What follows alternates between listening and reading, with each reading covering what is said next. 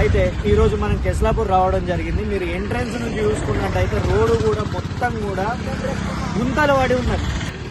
కెస్లాపూర్ నాగోబా జాతర అనేది మనం చూసుకున్నట్టయితే ప్రపంచ జాతరలో, గిరిజన జాతరలలో అతిపెద్ద రెండో జాతర వచ్చేసి మనకు నాగోబా జాతర. ఈ నాగోబా జాతర ఎంతో అంగరంగ వైభవంగా ప్రతి సంవత్సరం జరుగుతుంది. అయితే ఈ ప్రతి సంవత్సరం జరుగుతుంది, అంత బాగానే ఉంది. మనం చూసుకున్నట్టయితే మన స్టార్టింగ్ నుంచి కూడా మనం ఒకసారి ఈ రోడ్డు పరిస్థితి ఒకసారి మనం వీడియో తీసాం. ఆ వీడియో కూడా మీరు కంటిన్యూస్గా చూడండి. అసలు ఈ రోడ్డు పరిస్థితి ఎలా ఉంది ఏందనేది. అంటే ఇంత ప్రపంచంలోనే అతిపెద్ద రెండో జాతరను కూడా ఇక్కడ ఖానాపూర్ ఎమ్మెల్యే ఎవరైతే ఉన్నారో ఆయన ప్రజెంట్ అధికార పార్టీలో ఉన్న వ్యక్తి. సరే, ఈయన దగ్గర బడ్జెట్ లేదు. బడ్జెట్ లేనప్పుడు ఏం చేయాలి? కనీసం మరమ్మతులనే చేపియాలి రోడ్డు.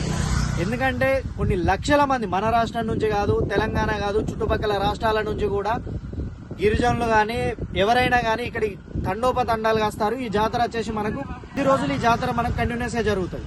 ఈ 10 రోజులు జరిగే ఈ జాతరకు ఎన్నో లక్షల మంది ఈ జాతరకు రావడం జరుగుతుంది.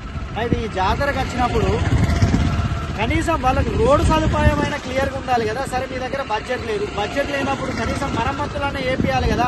ఒకసారి వెహికల్ వెళ్తుంటే ఎంత దుమ్ములేస్తుంది అనేది ఒకసారి మీరు గమనించండి. మన ఉప ముఖ్యమంత్రి బట్టి విక్రమార్క గారు కూడా ఇక్కడికి రావడం జరిగింది. అదేవిధంగా దేవాదాయ శాఖ మినిస్టర్ ఎవరైతే ఉన్నారో కొండ సురేఖ గారు, ఇలాంటి తప్పిదాలు జరగకుండా మీరు చూసుకోవాలి. ఇంకొక విషయం మనం గమనించినట్టయితే ఈ ఖానాపూర్ ఎమ్మెల్యే ఎవరైతే ఉన్నారో ఈ ఖానాపూర్ ఎమ్మెల్యే గిరిజన బిడ్డ.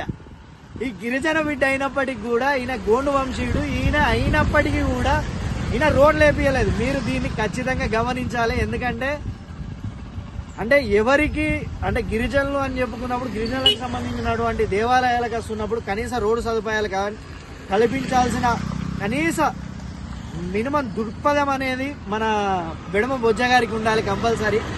ఎందుకంటే ఆయన గిరిజన బిడ్డ, గిరిజనుల గురించి ఆలోచించే వ్యక్తి అయితే ఖచ్చితంగా ఆయన రోడ్లు ఎలా ఉన్నాయి అనేది కూడా చూడాలి కదా. ఎందుకంటే ఎంతో మంది వస్తారు. ఇప్పుడు ఈ జాతర అనేది ఓన్లీ మార్నింగ్ టైంలో కాదు, నైట్ కూడా ఇక్కడ నుంచి ఎంతో మంది ఈ జాతరకు వచ్చి వెళ్తూ ఉంటారు. అలాంటి టైంలో ఈ రోడ్ ఇలా ఉంది. అయితే మనం ఇంకొకటి గమనించాల్సింది ఏంటంటే మన దీన్సాయిపేట నుంచి మొదలు పెడితే గుడిహత్నూరు వరకు ఒక్క బ్రిడ్జ్ కూడా బాగాలేదు. ఆ బ్రిడ్జిల మీద కనీసం ఈ సైడ్ వాల్ ఏదైతే ఉంటుందో ఆ సైడ్ వాళ్ళు లేవు. అది కాకుండా ఏంటంటే ఆ రోడ్లు అయితే మరీ దారుణంగా ఉన్నాయి. అవన్నీ పక్కన పెడితే కనీసం ఈ జాతర టైంలో అన్న ఈ కెస్లాపూర్ నుంచి మన ఏదైతే ముత్తునూరు ఉందో ముత్తునూరు నుంచి కనీసం ఈ కెస్లాపూర్ వరకైనా కనీసం రోడ్డు సదుపాయం అయినా బాగుండేదని ఆలోచన. ఇలాంటి తప్పిదాలు జరగకుండా కొంచెం దేవాదాయ శాఖ వాళ్ళు కూడా పట్టించుకుంటే బాగుంటుందని ఆశిస్తున్నాం.